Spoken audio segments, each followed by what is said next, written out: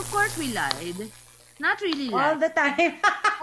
Kasi when you're in showbiz, kasi there are All lies. the time. Yeah, there are lies kasi because you're protecting someone else. Or you're It's protecting, not actually lying. not lying. It's, It's our right to keep some things private. yeah, we And just don't announce it, I think. yeah, parang pag sinabi mong, oh, that's something I wanna keep private, it's like saying, oo, kami na. So, nung umpisa, hindi ka pa sure kung seryoso na ba to or ganyan. So, Mm-mm. napipilitan ka pag tinanong ka, no, we're just really good friends. Because in your head, although we're supposedly in love now, I wonder if he's really, you never get to know a person unless you're in a relationship with him, right? They always put their best foot forward when they're making you legal eh. That's why you have to go through the boyfriend, girlfriend stage first. Ako naman, Welcome back, mga kaagap. Ito na naman po ang inyong lingkod, si Mr. Destiny. At magbibigay tayo ng pinakamagandang update po ngayon sa social media. Napanood nyo nga po ba ang buo na interview o pag-uusap nga po ni na Paps at ni Sharon Cuneta? Doon po makikita ninyo, doon po malalaman po ninyo, sigurado po 101% na lahat po na siya pagdating sa showbiz talagang kumbaga dinideny nila. Showbiz lang po kasi ang relasyon ni na congressman at ni Mengay. Kaya nga sabi ko sa inyo, ako, kampante lang po tayo, matatag.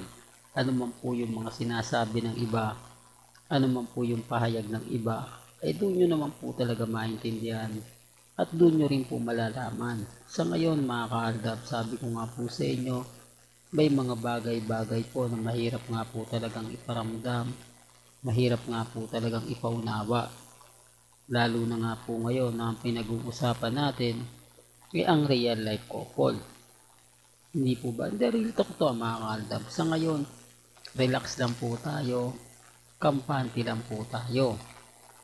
Hayaan nyo po yung mga yan na kumbaga mag-react, magkomento. Lalong-lalo na nga po kapag tayo po yung sinasabihan, tayo po yung binabato.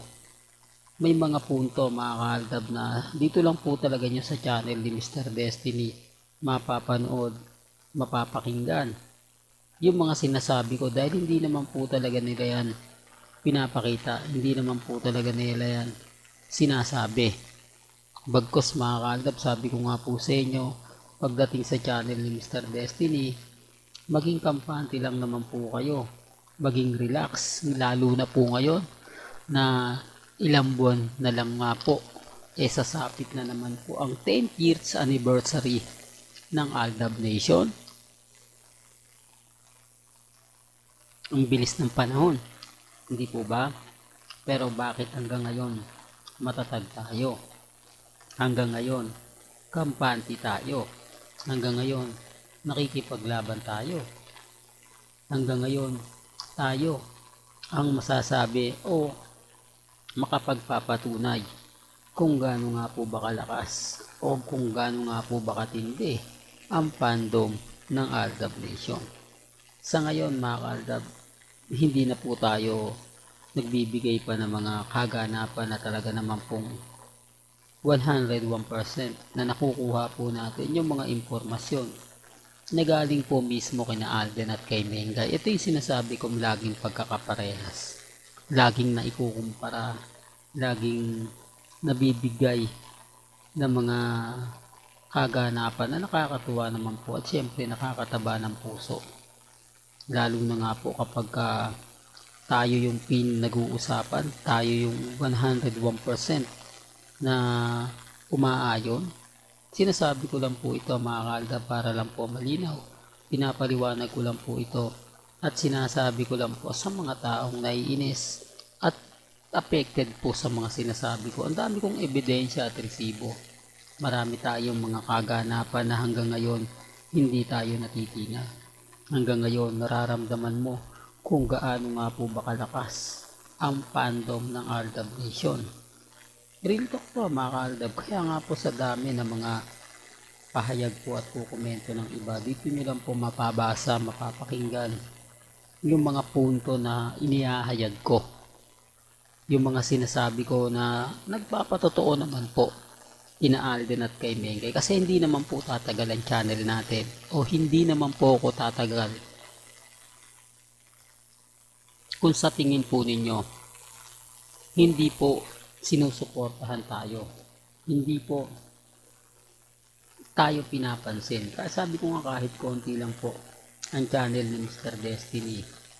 Kahit konti na lang daw po o konti na lang ang mga taong tumatangkilik kay Mr. Destiny. At least mga ka-Aldab, hindi ako affected. Hindi ako sumusuko. Hindi ako basta-basta lang nagpapatalo. Hindi tayo basta-basta nagpapa-apekto. Yun naman po yung importante mga ka-Aldab. Yun naman po yung lagi kong sinasabi at yun lang naman po yung lagi kong pinapaliwanag. Sa ngayon mga ka-Aldab, napakarami nating ebidensya. Siyempre kapag wala tayong resibo na ipapakita lang o sasabihin hearsay lang siya, sinasabing wala daw katotohanan, wala pong problema yon. Basta tutok lang po kayo sa akin. Sa mga baguhan lang po, sa mga dumadaan. Bago po kayo mag-react, bago nyo sabihin na paasa lang si Mr. Destiny, wala pong ebidensya at resibo na magpapatunay po na totoo din po yung sinasabi nila. Same din po kami. Ang pagkakaiba lang po namin, ako, kuhang-kuha ko lahat ng mga sinasabi natin ay talagang tumutugma at umaayon. Sila, hindi. Although sabihin natin na yung iba talagang pumupunta. Nakikita nyo naman po siguro sa 8 Bulaga talagang pumupokus sila. Pumupunta sila sa Mateo Restaurant para lang may maipakitang resibo. Eh tayo hindi na eh. Ako mga ka-Aldab, malapit lang po ako sa Bulacan. Alam nyo naman po kung saan nakatira si Mr. Destiny. Pero gaya ng sinabi ko, hindi naman po talaga madalas si Mengay dyan sa Bulacan eh. Kung matatandaan nyo dati sa McDo ni Mengay, tuwing Sabado at tuwing Linggo ng umaga, kundi hapon, si Mengay laging naandyan ang buong pamilya niya sa McDo. Yung unang McDo po ni Mayna at ni Alden, talagang present lagi. Pero simula po nang nawala na yung Aldab, wala na rin pong tumatangkilik. Nung ang mga pamilya Mendoza na nga po yung nagmamanage, mapapansin nyo na talagang hindi na siya ganun dinudumog. Malalaman nyo naman po kapag ka-anniversary nila, napakaraming promo, halatang halata na kumbaga gusto nilang magparami talaga. Gusto nilang bumalik yung simpatya po sa kanila. Sinasabi ko lang po ito mga ka-Aldab para lang po malinaw at sa mga taong dumadaan po sa channel ni Mr. Destiny. Walang dito na lang po ang ating latest updates. Kaya kung gusto nyo pa po ng pinaka-latest at sariwang update, abay tumutok lang po kayo dito po sa channel ni Mr. Destiny para updated po kayo sa mga bago at sa mga latest na i-upload po natin maya maya lang. Hanggang sa muli, salamat po sa panonood at pakikinig.